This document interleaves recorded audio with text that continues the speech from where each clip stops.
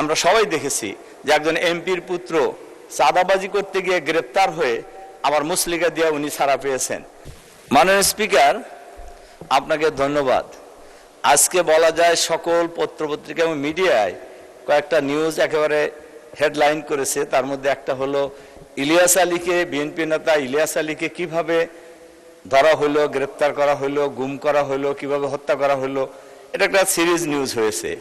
আর একটা হলো গতকালকে গাইবান্ধার সাগাটায় বনারপাড়া ইউনিয়নের একটি স্কুলের কমিটিকে কেন্দ্র করে ইসলামী ছাত্র শিবিরের ওই ইউনিয়নের সভাপতিকে নির্মমভাবে জবাই করে হত্যা করা হয়েছে। এটা একটা নিউজ। আর একটা নিউজ হয়েছে, আপনারা দেখেছেন, আমরা সবাই দেখেছি যে একজন এমপির পুত্র চাঁদাবাজি করতে গিয়ে গ্রেপ্তার হয়ে আবার মুচলেকা দিয়ে উনি ছাড়া পেয়েছেন। তা আমার আজকের পয়েন্ট অফ অর্ডারের বিষয় হলো গাইবান্ধার যে ঘটনাটি ঘটেছে, একটা স্কুলের কমিটিকে কেন্দ্র করে হেডমাস্টারের উপর আক্রমণ হয়েছে।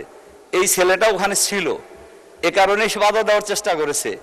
আর ওইখানেই ছাত্রদল, যুবদল এরা নির্মমভাবে তাকে হত্যা করা হয়েছে।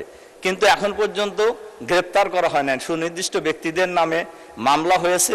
আমি আজকের এই মাননীয় মহান সংসদে আপনার মাধ্যমে মাননীয় স্বরাষ্ট্রমন্ত্রীর কাছে অনুরোধ জানাবো, অবিলম্বে আমি প্রথমত তীব্র নিন্দা জানাই যে দেশের আইন শৃঙ্খলা পরিস্থিতি মারাত্মক অবনতি হয়েছে এবং আমরা অবিলম্বে এই খুনিদেরকে গ্রেপ্তারের জন্য আমি সরকারের কাছে আহ্বান জানাচ্ছি।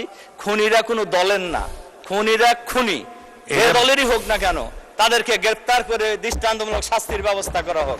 আপনাকে ধন্যবাদ।